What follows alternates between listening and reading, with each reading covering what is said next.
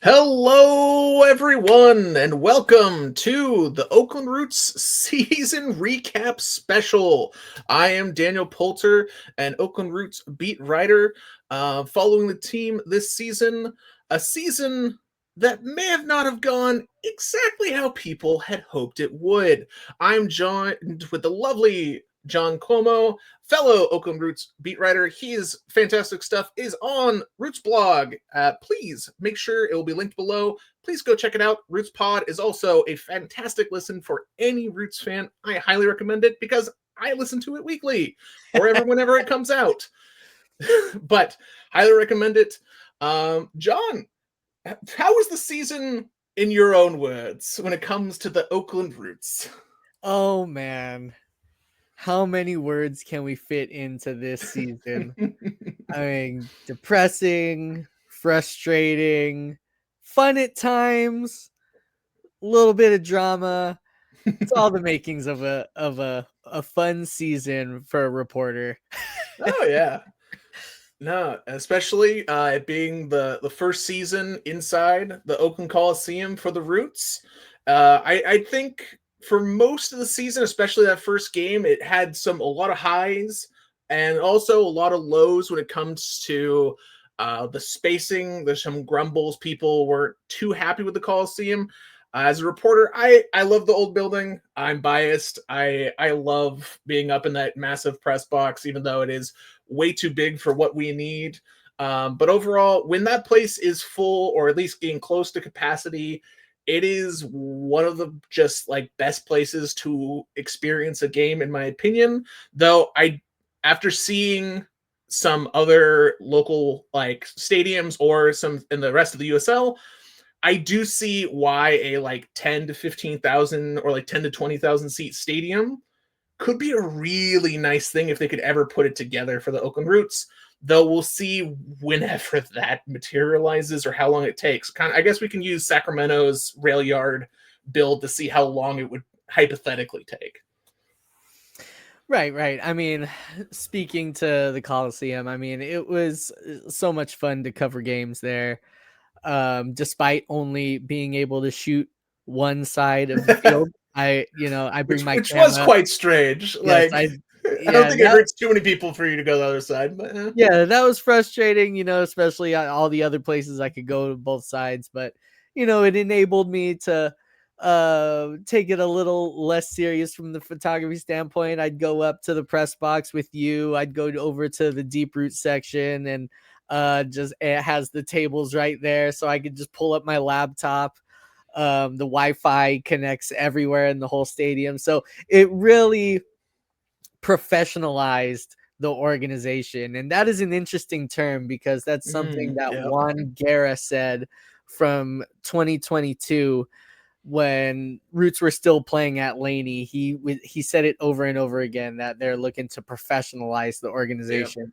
And this last season, it really they took a step up in that regard. A press conference room at Laney and at Pioneer Stadium. There really was no press box. It was just a couple of plastic chairs and a plastic table at Laney. I don't even know if they had one at Pioneer Stadium. I was pretty much on the sidelines every game. But I love the Coliseum. I kind of bounce back at a lot of the people's opinions about it being cavernous. For me, I don't care. I don't think the league really cares. Also, knowing that there are a lot of stadiums in this league that are empty. I mean, we look at Birmingham Legion. It's a 50,000 seat stadium. You can find their average attendance. It's not very good. And there actually, I got it right here. Okay, let's see. Where is it at there? But we got Birmingham down at 4,500. But what really shocks me on this list, I think Oakland Roots coming in 6th place overall is not shabby at all. I think they could also do better. Like if the product on the field was a little bit better, I think that number inches more closer to that top 3. Especially if you get a couple more big close to sellout type games. But like Loudon being at 2,000 for a team that was in the top 3 of the East all season is rough to see. That is not a good look. Yes, the Oakland Roots percentage change of average attendance because is going to be inflated going to the Coliseum, naturally having more seats, naturally having that massive record-breaking sellout opening game. But I really quite love the Coliseum. I also need to get out a little bit more. I did not go to the Deep Roots this year, and I kind of regret it. I need to do that little pilgrimage down there and just like actually be among the fans for at least a couple games next year, just to kind of see where everyone's at or just kind of vibe in the space. But when you look at all these top teams, a lot of these teams have new stadiums or are doing really well. And then you just have Oakland, who finished, I didn't say this earlier, 10th in the West and left so many points on the board. But I think this number, especially depending on, I think this offseason is going to be with the non-renew contract of Benny Feilhaber, what they do at head coach and what they do in the offseason, and if it's meaningful, or at least perceived at the jump to be interesting. Because coming into the season, they made a lot of splashy moves, but you can kind of see the cracks before the season even started. Like I remember I posted on I think it was is it Atlanta Rising or Atlanta United, the MLS team, their subreddit, being like, "Hey, Jurgen Damm, what do you think about him? What do you think?" And I got it. I did not know the vitriol of which this fan base hated. They were just like, he's going to run in one direction and then turn around and then lose the ball, and you're going to like it. And I'm like, okay. Lower the expectation, because the fanfare when he was announced, being like, oh, a former national team member of not just like some small country of Mexico, but a player who is known to be a speedster, usually when they hit 30 and usually when they have a couple of hamstring issues, are never the same. And I think we quickly learned, I understand why you're in the USL now. This makes sense. And I know a lot of people always got really upset, like, oh, they're probably spending all this money on him. Oh, God. I think they spent a little bit, but I don't think they went crazy on that budget. I think they spread it out a little bit. You could probably talk a little bit more. I know contracts are something where it's hard to figure out anything or even how many years they have left on these contracts. Luckily, we do know some of them, at least in theory, especially with Ollie and Wolfgang being announced during this year. At least they are in the possibility of being in the fold if they are not moved or loaned or any of that good stuff. But how did you feel, John, coming into this season? Were you optimistic, or were you kind of on the I'll see it when I believe it type thing? Like, are the Roots going to Roots this thing and then eventually a 10th place finish? They kind of did Roots this thing. Well, they did Roots it up. But yes, I did feel a lot of optimism. We actually met during media day. I was very optimistic then. I saw they were talking a big game. They were talking about hardware. Were talking a big game. They were talking about hardware. They were talking about top 4. They were talking about, by their estimation, this is Jordan Farrell speaking, that they had the best offseason in club history. And especially at the time, that seemed justified. I mean, you look at the profile of player they were bringing in, and they were clearly spending more than at any point in the club's history. Panos Armanakis was a key signing. Jurgen Damm, he was a key signing. I've heard mixed things about how much he's making. I've heard, he is the highest paid person on the team. I've heard, no, he very much isn't. And so it's hard to know. I've also had some conflicting things on him to that whole, though we'll see if he is here next season or not. I would say no. I would say no. My personal opinion also, I'm going to link, just because especially if you were paying him a decent amount of money, he did not see the field very often, even when he was healthy. And that's at this level, that is going to kill you. And God, like, though a lot of these moves, like, of course, I was like, during that press conference and things, it's like, oh yeah, Panos, and then the leadership of like, I was like, okay, like the Camden Riley played really well for San Diego, really played well for back in his college days. Like that could be a really nice piece at like wherever they put him. Now that we kind of understand they didn't really have a spot where they were going to put him. And now he has, unfortunately or fortunately for him, retired, moving on to his next adventure. But there was a lot of pieces that you kind of like the Panos ones. Like he's got the reputation, he's got the ball skills. Him with Luis Sinistera, it's like, oh, maybe this could be a weird, interesting attack with Gavin Glinton. And that illusion disappeared pretty quickly for this team.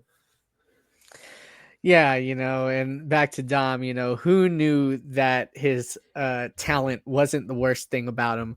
But that's a different that is very true. So yes, those social media for that purpose, wild. I don't think he will be back. Yeah. And then after that, the Panos thing, it fell apart, just from the perspective that, he's a 10. He's a central attacking midfielder. Maybe he can kick out wide. And throughout the season, you can tell that they really couldn't figure out how to use him. Especially under Fehlhaber, he went from a 10 to right wing to left back. That move was like, it kind of eventually worked out, but that was, if you say, hey, one of our big star like attacking midfield free agents is now our left wing back by the end of the season, maybe something has gone amiss. Yes, it definitely did. I mean, and you could see the roster construction, how it went amiss for Fehlhaber's system. I mean, he's using Panos at left back when he has other fullbacks at his disposal, like Abdi Mohamed, who never saw the field, Jurgen Damm, who they couldn't figure out. There was Bobby Karjai, and then they let him go. So the fullback spot was definitely an area that of weakness throughout the whole season. I mean, Julian Bravo even played there, so they Bravo, Wolfgang, they threw darts. They tried everything. Season. Yeah, or Fehlhaber tried everything. That's fair. The right side seemed to at least kind of stabilize with Maury Donor, which I think we'll bring up at a kind of like the transactional beginning of this in the middle of the season, but still, like that entire back line was it should have probably, especially with like the reputation of Hackshaw and Green and these wily veterans, seemed like it should have been more than the sum of what it actually turned into, which was kind of a leaky veteran, just like it seemed old, and eventually it just kind of just got like, there's talent still there. Like I still think Gagi has talent. I think Hackshaw still has probably a year left in him, but when you're getting just like absolutely destroyed on some of these counterattacks, and a lot of teams in the league love to utilize these counters, like is going to be a counter team, and the writing's on the wall of maybe there has to be a lot of changes on this back line if the Roots are going to be what they want to be, what they envision themselves. Because especially they were only, 5 points out of the playoffs, and they dropped, what was the final total? Once they were ahead, it was like 19, 20 points while ahead. Yeah, something like that, man. Some astronomical number. Some crazy number to where you have the standings up there. Like you get half of those and you're way up the table, like and that's probably what worked against Fehlhaber. Probably. I mean, but to his to that respect though, and to that point, like I respect that he played his system no matter what. He knew he didn't have the personnel to play his system, but he's like, you know what? I have a brand I'm looking to make, and maybe he adjusts things based on the personnel available, and it totally doesn't work. So he said, I'm going to play what I want to play, what I'm going to put on my game film for my own recruitment. Yeah. And it got a golden boot out of it. So I mean, I think Benny will get some interest. Who knows if he gets a head coaching job? Maybe an assistant job is in his future. You never know what jobs are going to become available. I would think some of the bottom end of the league will be available, but does he want to take that? Would he want to take a Las Vegas, a Monterey, and so on and Yeah, so forth? that's the other question I had for you, because I know I scroll the internet, but has there been really any outside of Loudon announcing that they will be moving in a different direction? Has anyone else really said that they or let that go their coach at all yet? Oh no, there hasn't been any moves. It's Yeah. been quiet. Well, quiet. Yeah, Roots are the only one that made some news there, which is a Because little bit surprising. I mean, these things trickle out, but yeah, because I know Las Vegas let go of their head coach. Same with the Tampa Bay Rowdies and Birmingham in the middle of their seasons, and then Las Vegas hired someone with I believe a multi-year deal from, I think it was the Charleston system. So I think that there's a non-zero chance that, weirdly, the Roots are probably competing against themselves in Loudon. And we'll get to that later. I wanted to talk here, about like the transactions or the season as a whole, because I'm gonna kind of bounce around here. But I wanted to talk about the two coaches and also the decision by the Roots front office / ownership group to not renew the contract, the firing of Gavin Glinton, and then the renewal of the contract of Benny Feilhaber. Feilhaber, I believe, had 21 games where he went, I think, 6 wins, 7 draws, and 8 losses with the Jägermeister competition as well. And stretch that over a season, that's still a playoff team. I was not surprised he was let go, just because the front office and him made a big statement when he came in where they were like, playoffs, that's the bar. And then he did not make the playoffs. yeah. And you go, even though I really liked him as a person, a coach, and I think, and I've talked to him a little bit since he was let go, I think he's going to do really well wherever he ends up. It's just, when is that next opportunity come? Because he definitely does seem like the type of person that may, unless like a top flight team wants an assistant coach, like a Charleston or a like Louisville or one of these Sacramento type teams wants a top flight assistant, that he's probably, I kind of feel he's going to wait for a head coach job and then just pounce on it when he can. Like him, there's so many places that I think he would do really well. The question I mainly had for him is, I do wonder if his system, where he's going pressuring every single second, he wanted to really stress, he's like, I want them to know my system. The super pressure going forward, ball heavy, pass, like massive amounts of passing. If there's enough play, because clearly the Roots had that for about 60 minutes a game, and they were really good. It wasn't always the straight 60 minutes, but like a 60 minutes, they did his stuff like it was great. And you're like, oh, look, they're a team. And then there was like 25 minutes where it just fell apart and the wheels came off. And I do wonder if the USL specifically is a level for his system, where if teams don't have the horses to be able to play that style for 90 minutes, and it's going to lead to a lot of those, like, later in the season or later in games, his team's falling off because they're not able to just keep up with what he's demanding of a team. But I think if he gets those players, God, I think he can be a really good head coach. Yeah, I definitely think so. I mean, echoing what Tim Howard said once, was Pep Guardiola ruined the game, because everybody wants to play that now. Roots have been wanting to play that since their existence. Yeah. except in 2021 when Farrell was the coach and they were really more defensive minded. Ever since then, Roots want to be Barcelona, but Yeah. Could a USL I team do be think, Barcelona? yeah, I do believe in Benny. I think that his background screams potential. Um, if he had the personnel choices and could really craft his roster together, like who knows? Yeah, I definitely think he has potential, but that is the issue with Oakland Roots. And I made Yep. this point in the blog was that Benny was a victim to the Roots' own past.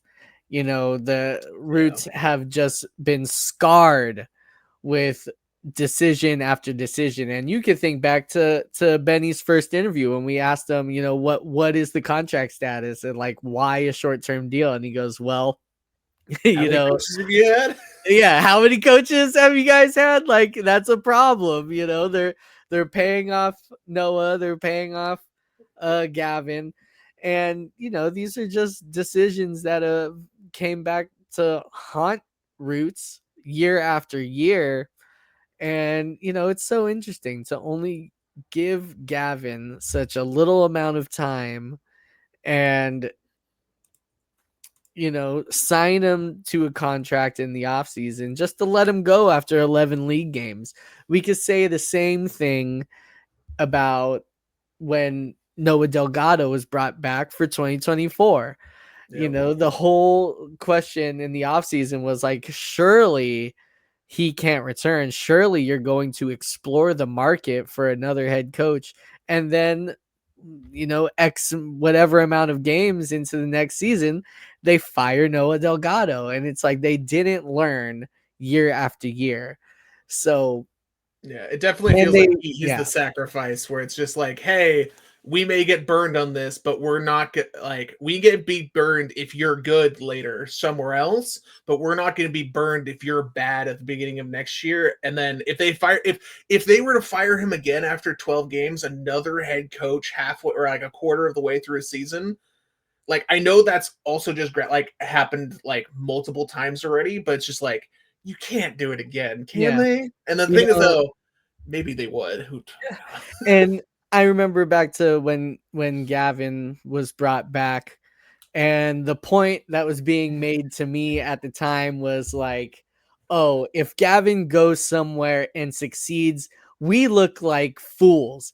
Well, you guys looked like fools anyway. Yeah, Let him go off, build his resume. He wasn't going to get a head coaching job anyways. He was going to get an assistant job. He had an assistant offer on the table from a conference rival. ooh, And they said smart. no, we're going to keep him. And look at what happened. I want to say even Gavin would have been better off taking the assistant job and building his resume that way. So and it's so interesting to tie this back to Benny because the tone, and I made this point in our last press conference. I said, Oh yeah, Benny, you have more support than any other coach I have seen. I've covered this team since 2021. I have not seen the amount of support he got. Even Juan Guerra didn't get the support he had. mhm.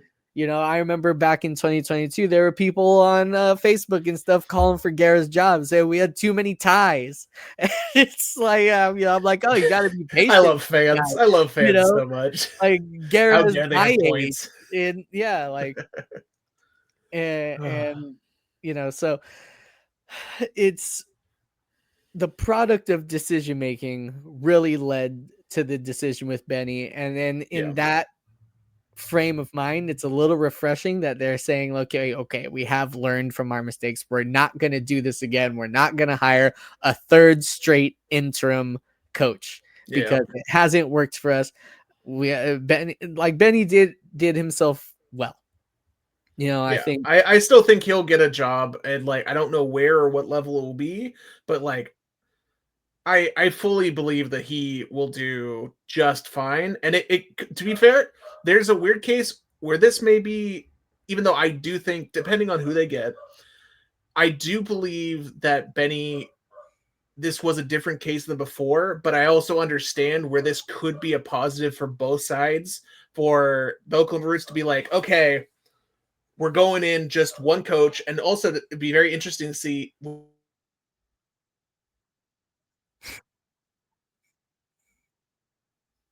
the time, or if it's going to be another 1 year new coach, prove it, then we'll bring you back, or we'll see how Roots is this. Well, I think if Um, you're a coach who has some demand, you're not going to take a 1 year no, offer.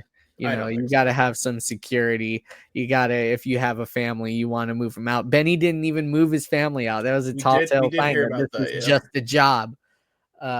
So yeah, I think that all in all, yes, I think it is a part of me, and I said this on the podcast. Is it unfair that Benny didn't get the job? Like, yeah, in Yeah, a a little way, bit. it's not unfair. Is it also fair that he didn't get the job? Yeah, it's also fair. Yeah. And you look at the tying this back to the offseason, Roots have clearly upped their profile about what they're willing to spend, where they are playing, the field they are playing on, their training facilities. They are arguably looking at teams who are going to have head coaching spots. Roots are the best job available in the league. Just from the So training facility, like yeah. you could argue, depending on who's back or not back with the front office, does a coach want to deal with that? Mm, But on just a pure potential money into a roster, if they keep going forward with the trends that they've been pushing, and just from the training facility alone, like it's a really good USL job. Like yeah. it's like there should be, I'd be surprised if there wasn't a lot of good candidates. The question is, how much do those candidates want to put up with the Roots? Because the Roots have proven that it can be funky.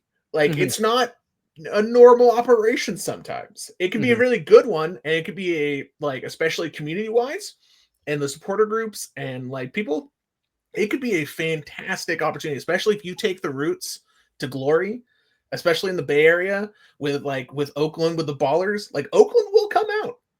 It's not Yeah. a case of there is not support, because there is people who want to support this team. They're just waiting for the team to be like kind of stop tripping over their own feet. Yeah, yeah, yeah. And you wonder what the attendance is like in the last like 3 games or so if they're challenging for a top 4 spot. You wonder what the attendance would have been like if they got a home playoff berth. Um That's my but selfish hope for next year. That'd yeah, be so fun. I Like that mean it stadium has to would be the be goal. I It'd mean be that was the bananas. goal. That was the goal this That year. was the goal this They year. missed Yeah, by a sorry. long shot. So we hear rumblings that there is a change afoot.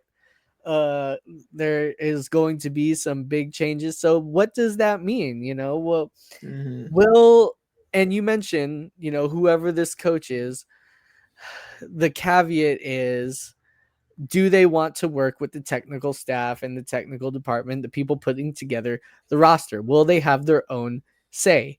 And I want to hope that Roots are learning from the examples from the coaches who are successful around them in the league around them, and just say, let the coach be the guy. Let craft the Mhm. roster in his vision, not in the not in Yep. the personnel executive's vision or Yamamoto's vision or Jordan Farrell's vision. It's in the coach's vision.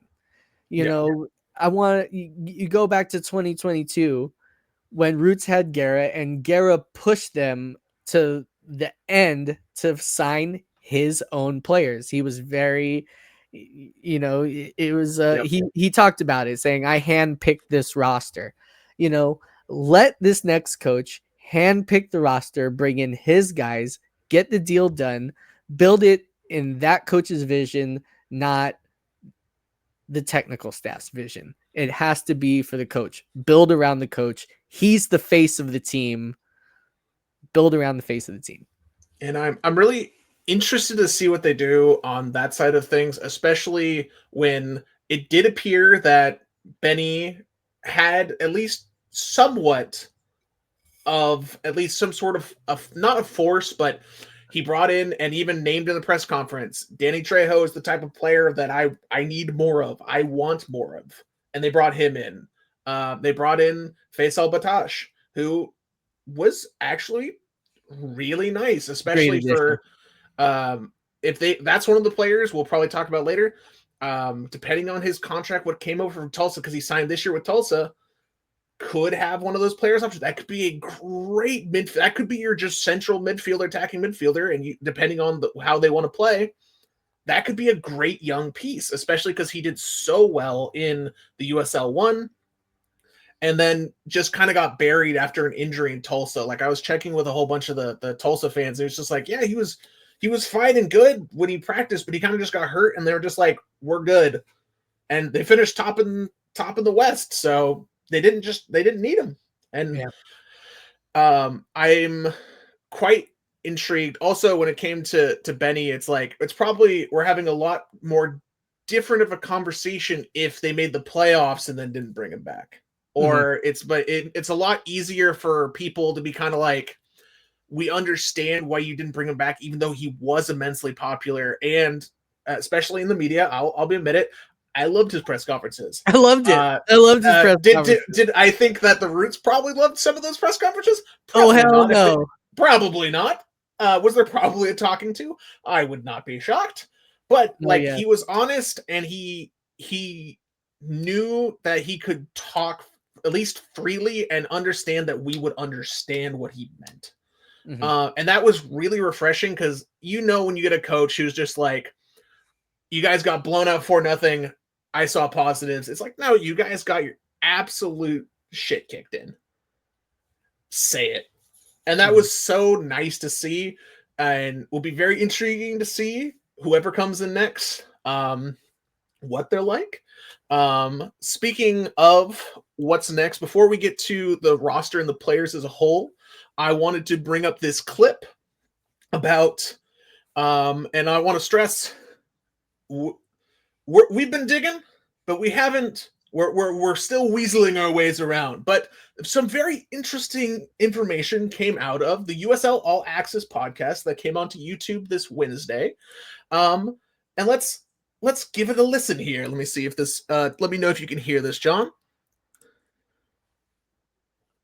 No. Oh.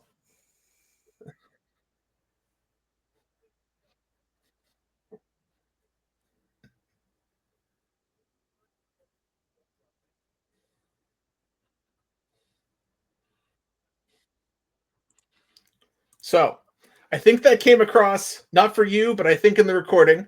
I'll double check later. But what was said here is that when Mike Watts was in San Francisco at a car rental, weirdly enough, a car rental location I know very well.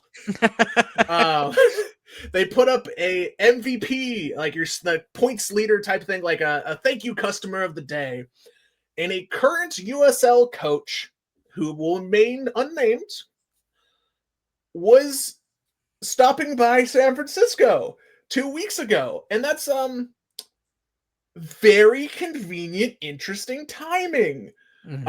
Which leads me to do some speculating. I do not personally know who this is. I will probably find out soon enough. But my speculation, and I think a potentially interesting candidate for the Roots, which may be a controversial take by some, because I know it is not a when this name has been brought up in fan circles or other things, it is not a yes. It's kind of a okay, I can see that, or please God, no. There's it's a lot of mixed opinions, but one of the top candidates this offseason is current Loudoun United head coach Ryan Martin. Ryan Martin is also looking for a job, conveniently enough. He in August of this year, he was told by Loudoun, even though they were in a third place in the Eastern Conference, on the way for, I think, the club's first ever playoff berth. In a team that had struggled mightily a few years ago, keywords also under his tutelage, would be dismissed in a record-setting season, or at least up to that point, a record-setting points total, wins. They had the top goal scorer in the league, a young 22-year-old striker, but he is a coach with the second highest tenure in the USL of over 5 years. He is a notable scouting background, and he is known to play an exciting, usually a paced pressure style tempo game, and is looking for a job. How do you feel about the candidacy of, and also has been described as by Ryan Morrissey as potential? John Morrissey. I'm so sorry. John Morrissey as a top, if not the top, coaching candidate this offseason. How do you feel about this prospects, John? Home run higher. You think so? Okay. Home run higher. I mean, I think it's hard to gauge Loudoun United, you know, up until 2023. They were owned by DC United, and then that kind of completely washed away 2024. So yeah, he's had to work with a lot of scraps. You know, I think this year he really more have free reign, free control of the roster, and it worked out. It's been working out. You know, he plays that attacking brand that Roots just idolize. They want that so badly. He's good with young players. He can develop young players. He has a history developing young players. You know, being a part of DC United, he probably has a large pocketbook, a large phone book that he could reach out to. He probably, and if you give him the payroll that Roots evidently have and spent this season, who knows what he can do. Could spend potentially smarter, maybe spread it out a little bit more, raise the floor, maybe not go get like one superstar type move, but like also looking at this chart, 2020 and 2021 are pretty rough. But if the things we are led to believe of, maybe he had more say once they split off from DC United, 2024 and 2025, they're pushing almost over 1.5 goals a game on average. They were an attacking force earlier this year for Loudoun. It kind of fell off at the end of the season. I wouldn't be surprised if that's, we lost our star striker, and he was, I think it was early on where he had like 12 goals in 10 games. It was like, oh, you are higher than this level. We're probably going to transfer you somewhere and make a whole boatload of money. Stop playing. I don't have any evidence for that, but I would not be shocked if they just go on the shelf, kid. Europe is coming. You're going to have a great time. Enjoy the life away from the USL. Have fun, dude. We're going to make a lot of money transferring you. But there is an upward trajectory, especially on a team that did not have a lot of money, especially when they swapped away from DC United and had that kind of wild split. They did not have a huge purse. They did not have a huge bankroll. He has a scouting background, and he's veteran, and he's, in theory, very respected around the league. This sounds like, if you're going to let Benny Feldhaber go, this is the guy. This is the guy you want to get, especially if you get him early, so another team can't just be like, yoink, and Roots can get their guy. My biggest question mark, and this is always the question mark with the Roots, is will he have control to get who he wants, or is he going to have to go through a cheese grater and kind of get what he wants? Mm-hmm. It's like, are they going to let him, are they going to let the Roots, because the Roots are really good at development. They have the feeder program, who's produced a shockingly decent amount of players that have come up, Ollie especially this year. There's proven people on this technical staff that can develop youngsters. Mm-hmm. I would almost be like, and I know that's probably a demotion, but put all your energy over there and you make this organization soar. Because Yeah. there's just it seems like, especially of a coach of potentially his caliber, would he come to Oakland if he doesn't have the reins? Like, Mhm. is that just like, because he could probably, like, let's say if the Tampa Bay Rowdies or Birmingham open up their slots, the Rowdies like have like a lot of history. Like, that's probably a not better job than the Roots, but like that's a in the ballpark type of thing where it's like, are you going to give me the reins? Because if you give me the reins, maybe he comes here, especially with the facilities, especially with the beautiful weather. He doesn't have to play in humid North Carolina every week. That sounds pretty nice, but biased as we are living in the beautiful place that we do. But I like this move. We'll see if the Roots can, if this is all of us just dreaming in some magical land. But I don't know if there any other USL coach that you'd be like, that could be the play. That guy. Hard to say off the top of my head. Last year, I wanted Dennis Sanchez. When he was coming out of Las Vegas, he signed to New Mexico. I really wanted Dennis Sanchez. I was told at the time that Dennis Sanchez and Gavin Glinton have a very similar resume. Well, how'd that turn out, guys? Yeah, let's bring up the Western Conference here. Let's not bring that up. Oh, sorry, second and a second. Yeah. Interesting. So I don't think someone like Ryan Martin goes to a job unless he feels like he would be comfortable in what he can build, that he's not going to be hamstrung. That being said, Roots do have a great academy. We have to praise Jordan Farrell for the work that he did 100%. with Ali Al-Mesnawi. He turned around Etzgar Cruz. Who else? Ilya Alexeyev. There's been players, Danny Gomez. Yeah, I was about to say, isn't Gomez one of those as well? And Gomez, like, I think someone said on a broadcast, he is he may never be an 8, but he's gonna hit you with that 6.5, and you're it's gonna be, it's gonna be there. Like, it's consistently good. Like, it's not gonna be great, but damn, is it consistent? Is that what the Roots need?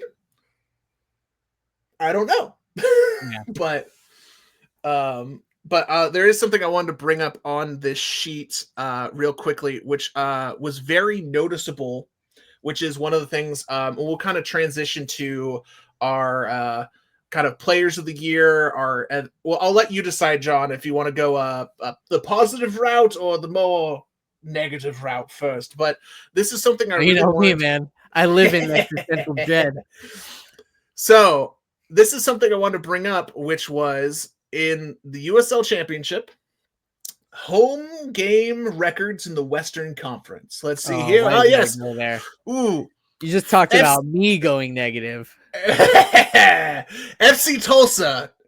Funnily enough, the team Roots beat at FC Tulsa. One of the only 2 losses this year, which is wild. No, like that they beat or tied Loudoun, Tulsa, the Battery, like North Carolina, and Sacramento. Like they did wildly. Like, there are so many teams probably thanking that the Roots did not make the playoffs. Probably Tulsa most of all, because God, that would have been a fun road game. I wouldn't have wanted to drive to Tulsa, but let me get to the chase here. You see here, Tulsa, 10 wins. Orange County, Sacramento, where are the Roots? Ooh, in the first year in the Oakland Coliseum, a place that you like, we have to win here. Only 4 victories, 8 defeats, worse than Las Vegas at home. Oof. And tied with Phoenix with only 4 total wins. They have to be better at the Coliseum. I don't know what it could be. One of those things where it has like the weird reverse effect of like when you were that kid, or like you're going and playing at a special place, or like that you're playing against that top team in the league, like the Golden State Warriors after their title teams, where hey, the New Orleans Pelicans are awful this year, but the best game that the Pelicans are ever gonna play is on Saturday night against the Warriors, where it felt like you're coming into this building and it's like, oh, I get to play in this massive stadium with some amenities. There's going to be, in theory, a big crowd. I'm going to ball out. And God, did they fall on their face so many times against teams that just they should have beat a lot, especially some of those, the Phoenix game and a couple other ones were a rough scene to watch at the Coliseum. I loved every single game because I love covering just sports in general. So a loss is still a talking point to me because we get to still talk and explain what happened. How does this team, besides just getting better, because that is probably just the answer, it's like, hey, if they have better players, better staff, better everything, this probably rises halfway up the table at least. But how do you think they can improve at the Oakland Coliseum, especially because next year may be the last year? We don't know. Yeah. We don't know what's going to happen. It's looking a little foggy for 2027, but at least next year they're there. So how can they improve, John? Man, that's a tough one because it's like, I don't want to say like it was like, oh, A, B, and C is why they didn't play well at home. I don't know. Maybe it's just they got in a downward trend, and when you're in that mindset, it's kind of hard to take yourself out of it. So I don't know if there was any external factors, internal factors that was holding them back from home. I mean, let's be real. Like, I think it's the pitch at the Coliseum is the best in the league. Oh, it's outside of a certain cricket mark. God, that grounds crew. Yeah, even with the cricket mark, it was fine. Okay, I mean, look at El Paso, Tulsa. Oh, dude. I was Las shocked Vegas. when I saw the video for the teams, Tulsa game, and you could see the ball visibly slow down the second it hit the infield turf, and you're like, luckily for the Roots, they were so slow and bad that was an advantage for them. Which kind of was an example of my high school soccer team was ranked nationally my senior year. And we played on a piece of crap grass field. Absolutely awful. And our senior year, halfway through the year, they completed a brand new turf field. And we had no clue how to play on that speed at that field. We lost our playoff game because the team that we were facing, of course we lost in like the semis, but the team we were playing was also a team that was used to our artificial home field turf. And this is when they were putting all those turf fields in like 15 years ago. And we had no clue. Our entire style was based off knowing all the bumps and bumps of the grass, of just like all the potholes. We knew exactly where everything was. And the sleek turf and the rubber, we were just like, we just lost how to play. But I am intrigued because I am a positive person. Usually we're going to get to a negative section of the point, but believe me, I see what this team could be. If you just twist a couple knobs, you get the right staff in there, you get a couple more, like the floor raises up a little bit. The USL, I was told this earlier this year, and like, I knew this from before, but it was really clear watching it live this year. The USL is usually two teams that are really good and an absolute just mixing bag of whatever's left. And a lot of times it's whoever makes the other team make two mistakes, and it doesn't matter if you're third in the conference and they're last, you're going to lose that game. I know that could be the case for a lot of leagues, but definitely in the USL, if you get a little bit better talent-wise, it can push you a very far way. So I'm very excited to see. I love the offseason. I love seeing the speculation. I love diving into rumors. I love talking to people behind the scenes to kind of see, what are you guys doing? What is your mindset to see where they're going and seeing what the front office has in mind? And, of course, to see if Raphael Spiegel will once again be on this team. No. So, John, let's play. I guess not play, but we'll start with, this is the disappointment section. What to you was the biggest disappointment of the Oakland Roots 2025 season? And we'll probably hit a number of them, but off the top of your head, what just sticks out of just like, whew, well, that was a swing and a miss? Yeah, I mean, well, the whole season, I guess we can Yeah. say. I mean, there was What, they so finished much. ahead of Las Vegas? What are you talking about? Yeah, I That's mean, there was not so much talk about like, oh, the changes and oh, this and that, just to, I mean, I feel like a lot of people were vindicated. I mean, John Morrissey had two he was different he was he predictions. was on it. He was He on had it. them at 12th and 11th. Well, they finished 10th. And then the end of last season with the boycott threat from the supporters groups, and then the Yeah. club was like, well, I don't believe you. I call your bluff. We're going to prove you wrong. And boy, did that backfire. So I mean, they're taking it on the chin. I think that they have realized that like, we can't be too proud right now, because they told us we were getting it wrong, and well, we got it wrong. So I mean, after that, I mean, Jurgen Damm, huge disappointment. Nope. Um, That is definitely one of yeah, the big. There's a couple other glaring free agents or like what like players that were here, but the fanfare that he like they put out so many just like press images and just like he like this is gonna be one of the like a great player.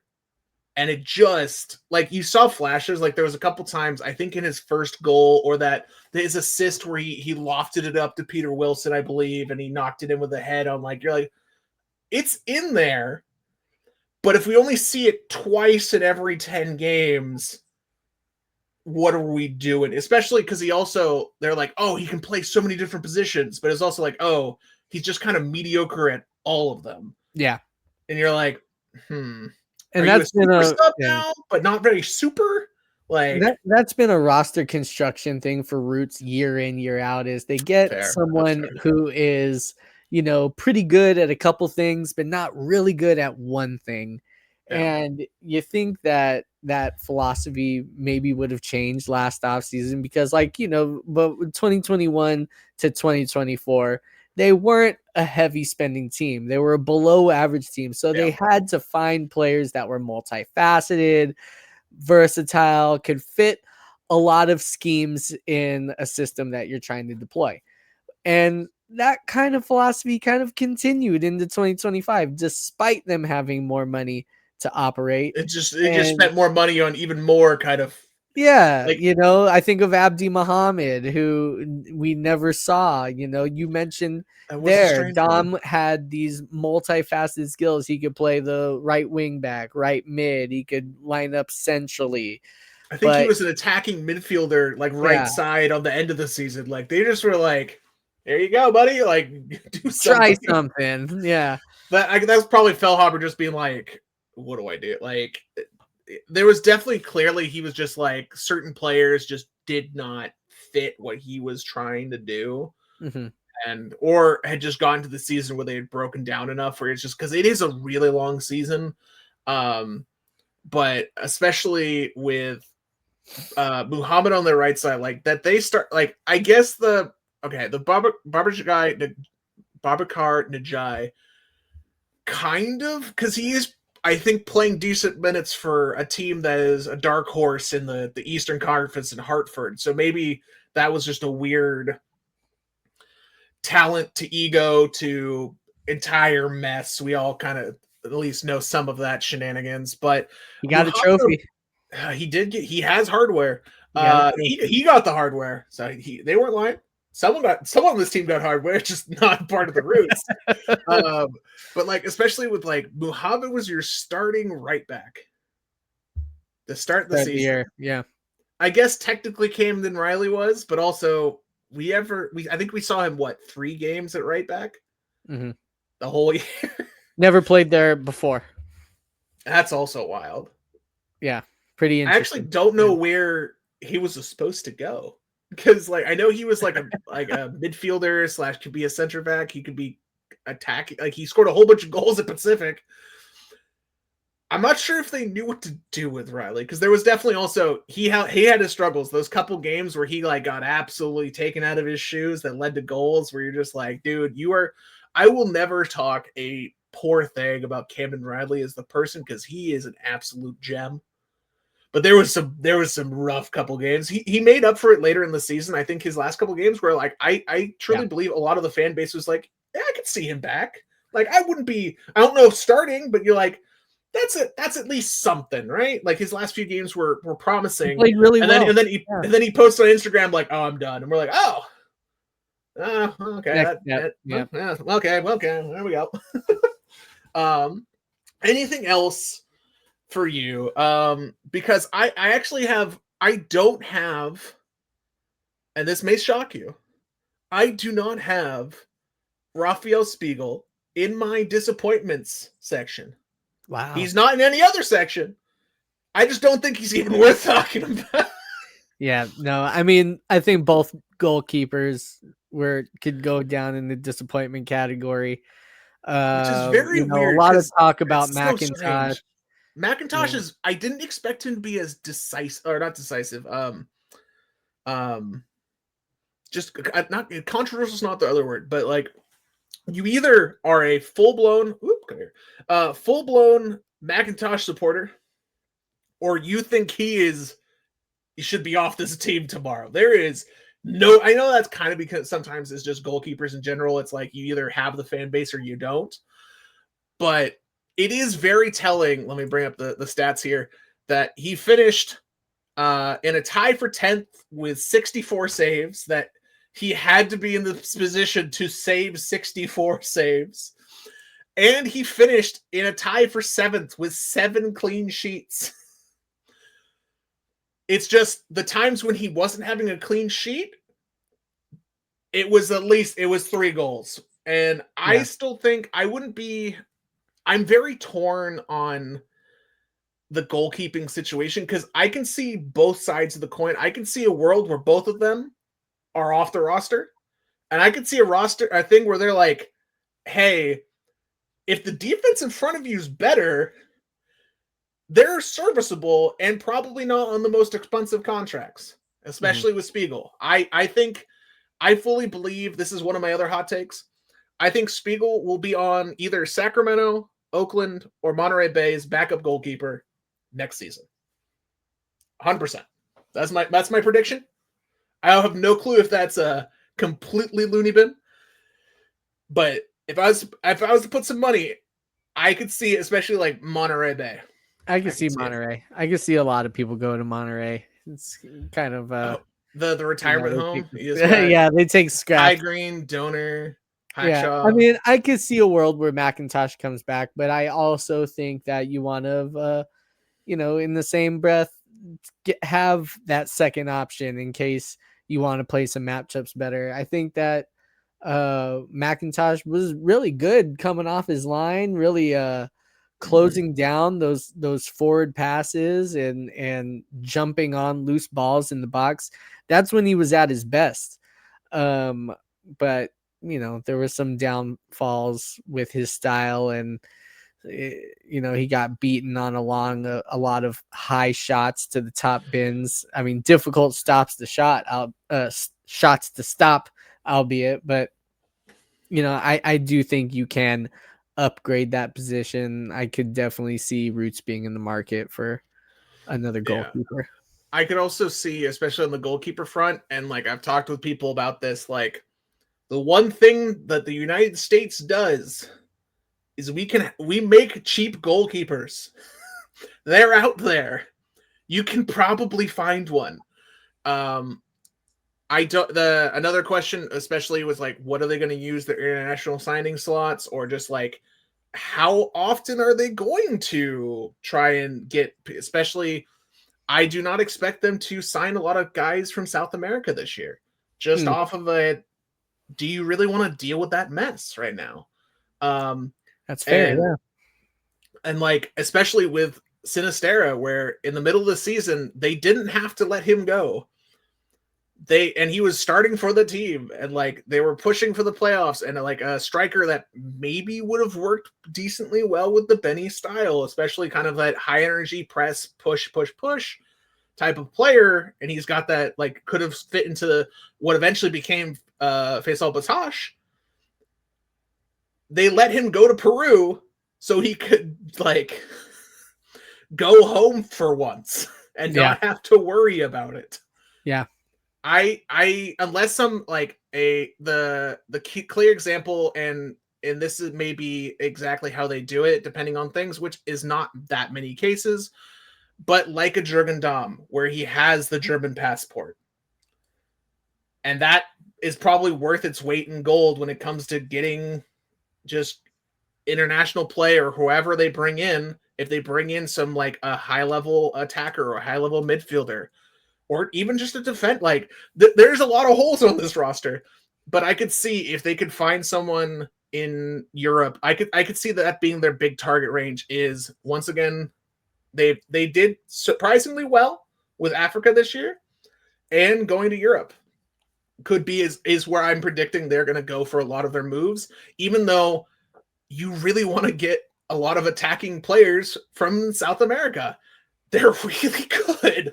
But I would be very surprised if they sign, like maybe there'll be one, but I think the mass majority of the team will either be from people they can just get into the country easily, which is like whatever things you want to think is just a reality of sports right now, which is wild. Reality of our country. Thanks, Donald Trump.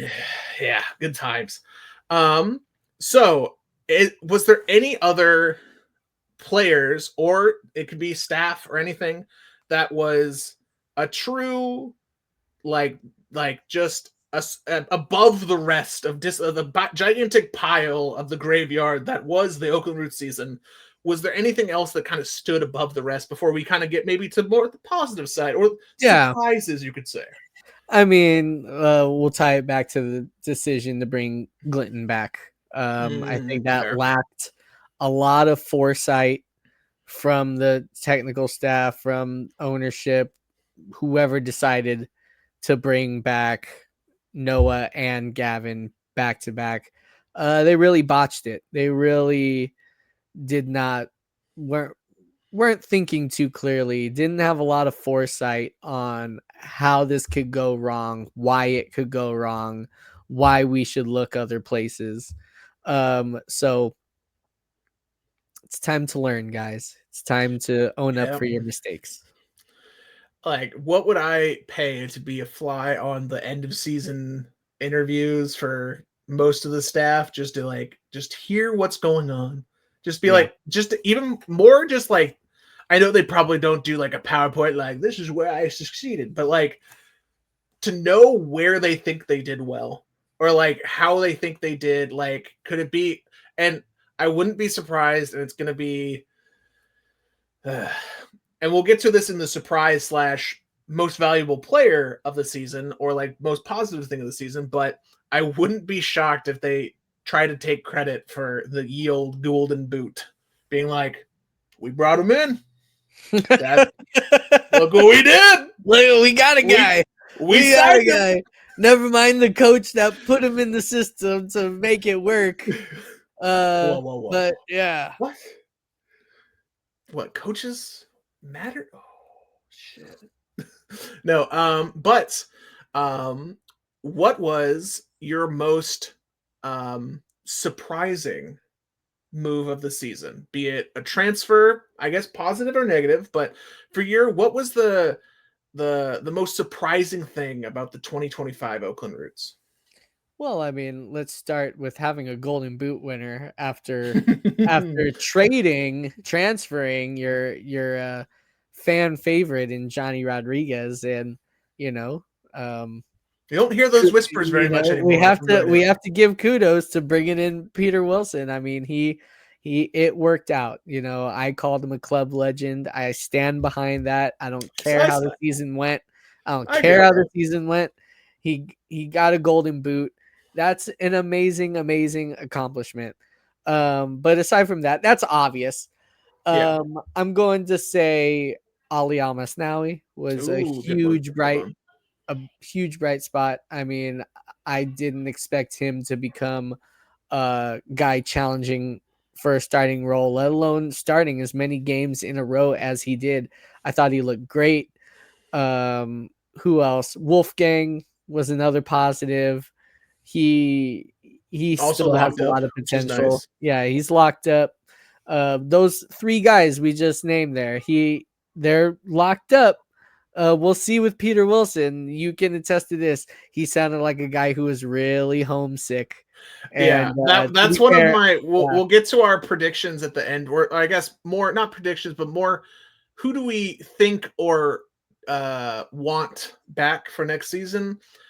It's like I could 1,000% see, and this is I don't know if it's now a hot take or now it's kind of turned into a lukewarm. Just like, well, we could see it. Where if some club in Europe, specifically Switzerland or Sweden, maybe a division higher than he played before, comes calling and being like, "We would really like that striker, sir, Mr. Oakland Roots," and the Oakland Roots go, "Peter, pat him on the back, like you did well, son. Here you go." And then he's happy. He gets to go home because you could tell in that interview where I was just like, "Ooh," and then he's also like, "I'm going to talk to my agent about the contract and stuff." I'm yeah, like, yeah. I do wonder if he goes, "Hey, can you call around?" Yeah. Because Like I just spent the last 8 months without my wife that I just married. I kind of want to go didn't go on home a too and honeymoon, spend had to some come time with back. her. Yeah, yeah, I had to fly on back. So who knows? Bring her on out, Stephen Aldrich. Come on, Barney. Yeah, because Fly I her think out.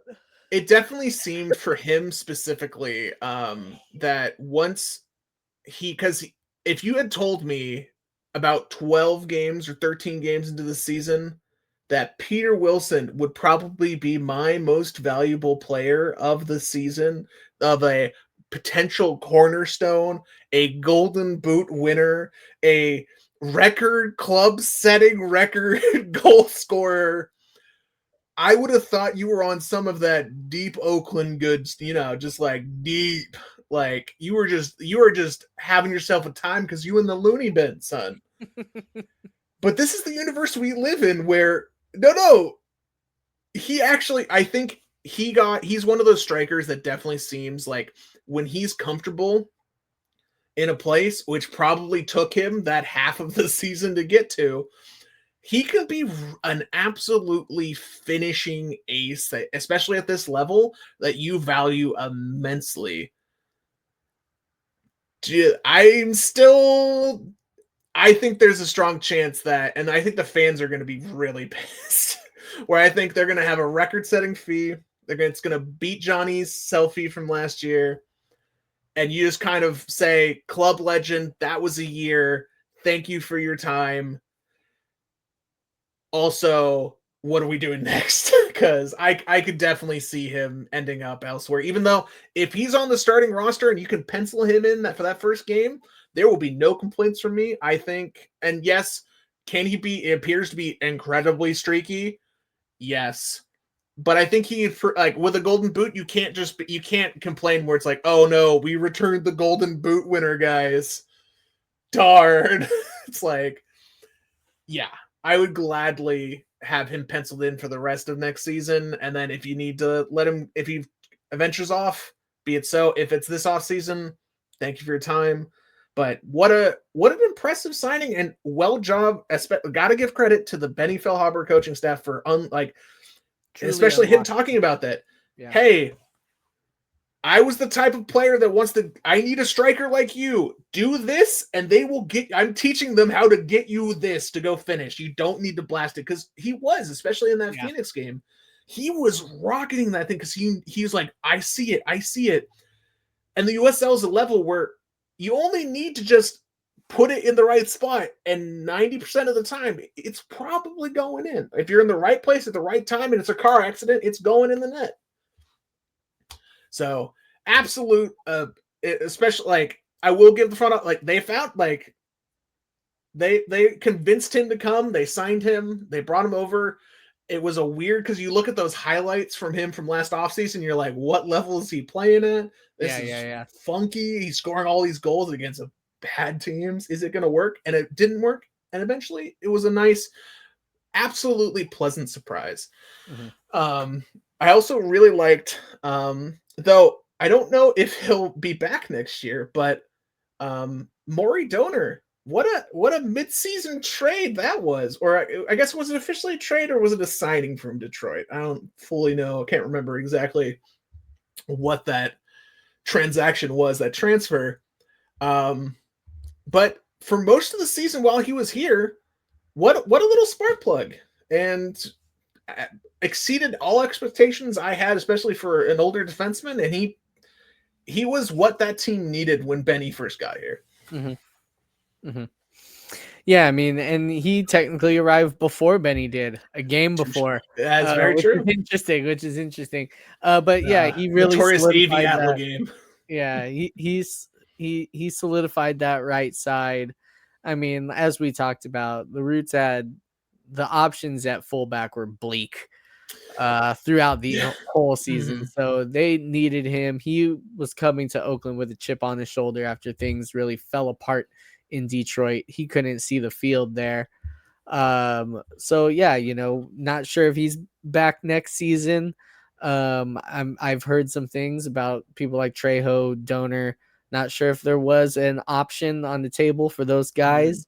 So we'll see where they want to go. I do know Donor has a soft spot in his heart for Monterey. We'll see if something happens there. Maybe he goes back to the to Monterey. I can see him being at a California team. No matter, he Yeah. seems to just do well on the West Coast, even though he's not from around here. But like, I guess that'll transition into a little bit of, because I think Peter Wilson is, unless you have a different one, which is okay if you do. Do you have a different most valuable player of this season? Oh, it's Peter Wilson by 100. Like who else could it be? I think those other guys I mentioned there, they all deserve praise. Wolfgang became our second leading scorer. He truly needed that after a few years on loan. Great for him. He's still young. He could draw some interest around the league. So he's a super duper bright spot. If we're doing anybody other than Peter, it was probably Wolfgang. Ollie is up there. I have a soft spot for the young people coming up and making a name for themselves. Who knows what could lead for Ollie? I think the future is very, very bright for him. So I think the last thing I wanted to talk about is and this is probably going to be relatively hard to do, but it's more of a, not a prediction, but more of a want, we'll go with. Out of the players on this team, who do you want to return in 2026? It's going to be a new coaching staff. We'll still see on the technical side of things. We know a few people that are under contract, and we know the USL. It's a wild, wild west out there when it comes to good old-fashioned transactions when contracts are up and things start flying. Who do you want to return? Because you can't claim full house, even if it's a 10th place roster. Who on this roster do you think, even if it's not a starter, maybe it is, who should be back in 2026, according to John? Well, again, it starts with Peter. I think you definitely activate an option if it's there. Yeah, I'm pretty sure he does have an option. He mentioned being under contract. I would assume he either got a 2-year deal with an option or he got a year and an option, which is standard practice in the league. I would say, sorry, dude. Like, you're I know you miss your wife. I'm sure. I'm sure of it, but you can't go, man. We're not gonna let you go. You're here for at least one more year. But that's obvious. That's obvious. We talked about Wolfgang. He's under contract.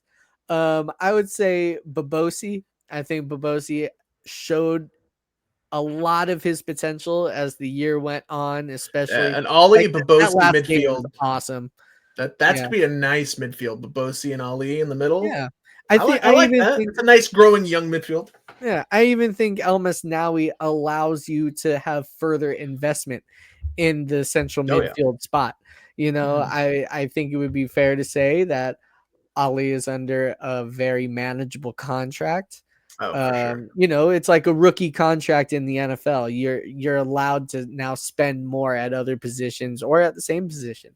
So I think, Ali is a very nice chip to have.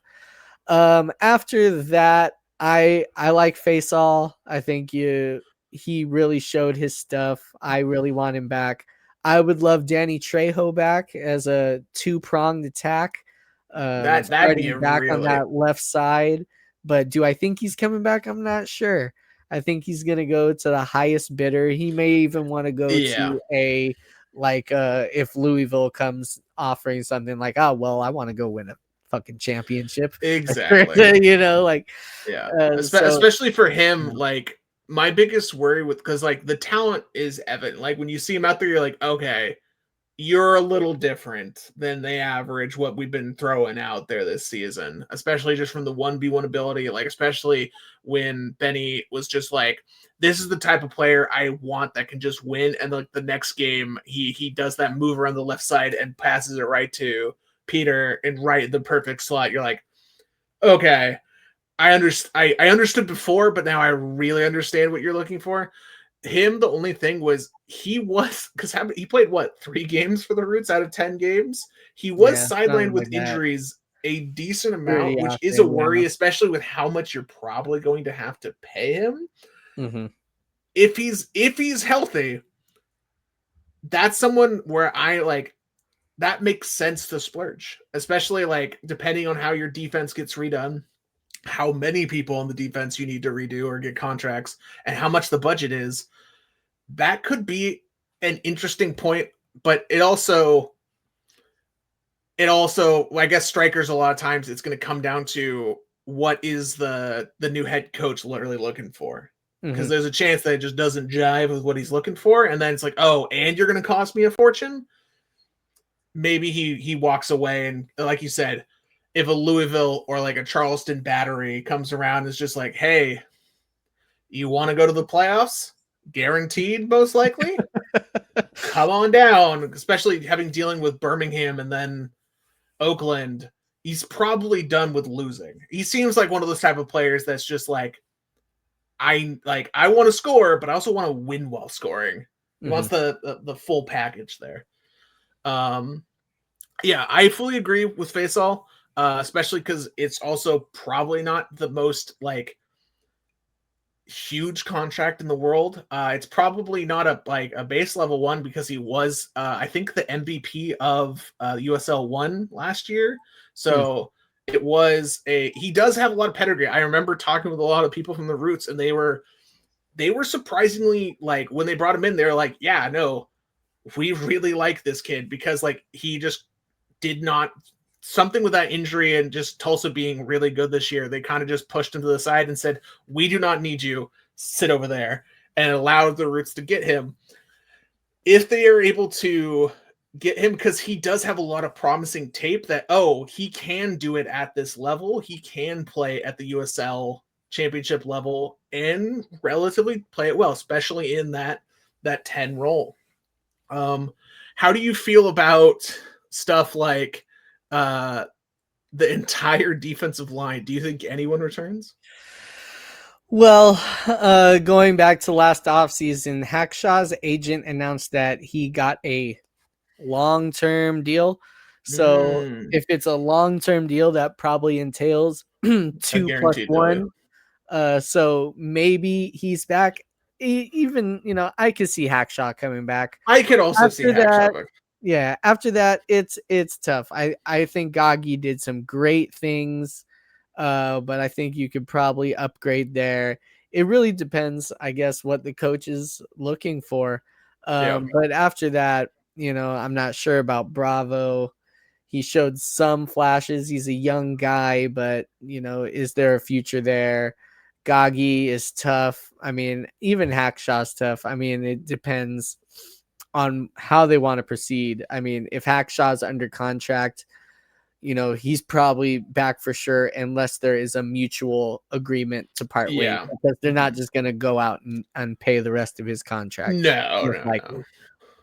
Especially like the thing with Hackshaw is like I could see if you like if you have him being the center of, like, let's say defense is where they spend a decent amount of money. I don't know if they will or if they even have the money, but like let's say they have an upgraded new defensive line, and then you put the captain, wily veteran, the guy who's been here for so long, and you only have one of those guys instead of two with Kai Green and Hackshaw. And most of the season, I really liked what I saw from Kai Green. It just kind of seemed that as the season wore on, both of them were just kind of mowed down by the season. And that's going to come when you're playing guys who have been in the league that long, which is kind of understandable. It's not good for winning, but you understand why by the end of the season, there was a couple times where you're like, oh, Hackshaw is like slow. But like, especially early in the season, he was their best player, especially in that defensive line. It just kind of, I could see the losing and the wear down, especially that press conference we had with him where he was just like, it's like, he's here to win. And if no one else is, yeah, type of thing. It's an interesting, because like there's not a lot of players where you're just like, that's an obvious. Yeah, obvious bring him back. Yeah, like I could see EJ Johnson. They like if they had him on a development thing, but he's still in that category of just like, is he ever going to be something, or is he just a physical specimen that it's not fully? Because like he was playing in, what was it, the top flight Scottish league last year, which is weird. Yeah, or no, 2 years ago, a couple years ago, yeah. But I mean, I could see promise there, but it seems like, especially because he scored no goals this year. Panos, I looked it up earlier in this podcast. I think he had one goal. Yeah, your big time free agent attacking midfielder having one goal, and I think Panos is an amazing player.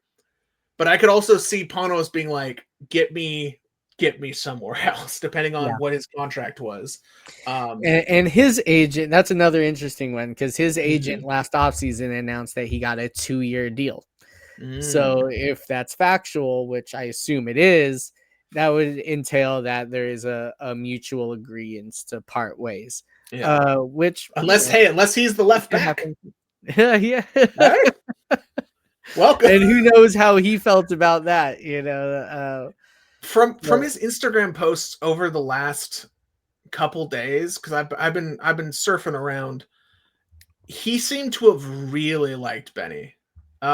He seems to, and also from the standpoint of Benny wanting the best for him, not just like, hey, I think you're gonna have to play a left back, of more like, I think you could be a left, like you are a left back type of thing. Which is that what an attacking midfielder wants to be for the rest of his career? That is for him and his own mental to figure out.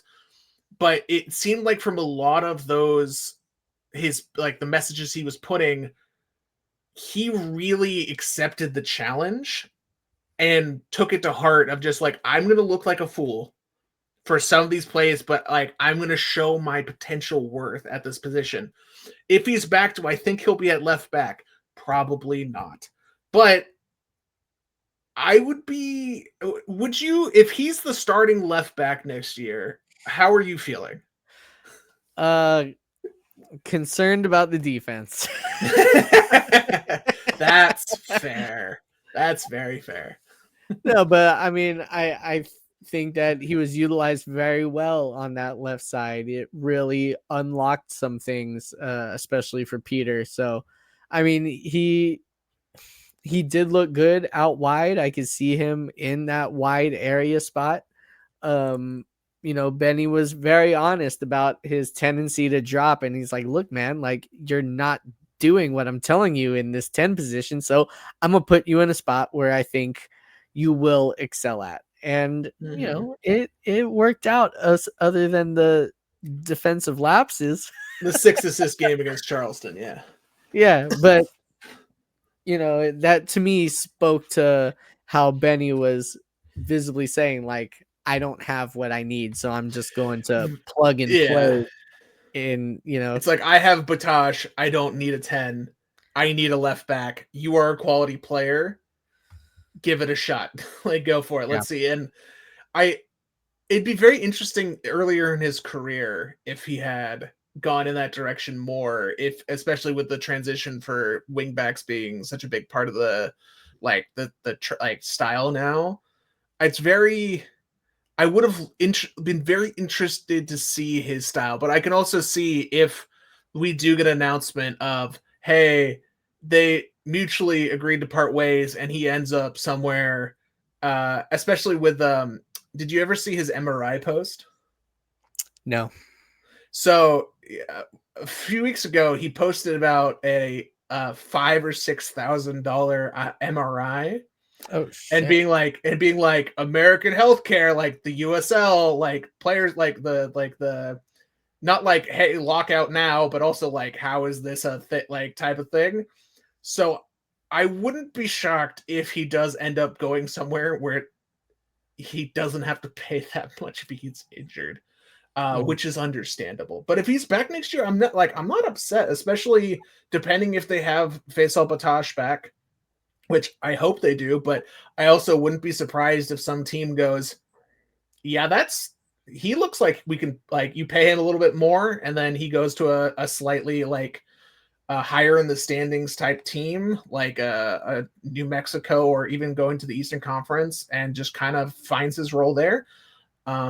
But I think if I'm not going to be upset if Panos is strolling around Alameda next year on media day. So no, I mean, if Ryan Martin is the guy, we know that he has experience with Panos. He brought Panos to the USL in God memory to 2022 or 2023. So not that long ago. So that's that could be also a question of, does he want to play for for Martin? If Martin does end up being the coach or not, which I'll have two things to end here, because one, I'll just be like, hey, do you have anything you also want to talk about? But two, when do you think they'll announce the head coach? Well, if Ryan Martin's the guy, maybe on Sunday after they lose. Yeah, that's what I was saying. It's like, do you think it would be Monday morning at 9 a.m. if they do lose to North Carolina? Oh God, please. That would be the most confident building thing I had seen from the Roots in a long time, where it's like, we've determined we don't want Fellhaber. We have identified a person. We've identified and we've signed him, and he's in the house, and he's already on a plane to San Francisco on Monday morning. It's like that would give me a lot of confidence. Maybe they do know exactly what they're doing. Like, yeah, it would be like they were listening to me. Yeah. That's dangerous, John. That's a dangerous proposition. Do you remember the last thing Benny Fellhaber ever said to me? Blank John's questions, and he's out. But is there anything left about the 2025 season, about the Oakland Roots, about the future, about the past, that you want to touch on, John? I know we've been yapping for a while. Well, I mean, it all comes back to, this culture of unsustained success, lack of success, this, and I've said it time and time again, especially in 2023, 2024, to start 2025. I said, this team needs some conventional wisdom. They have to follow the path of other professional sports organizations. The Roots have always leaned opposite, done against. They've always forged their own path, and it's kind of been like off a cliff sometimes. Yeah. Yes, exactly. Down a path without a flashlight. But there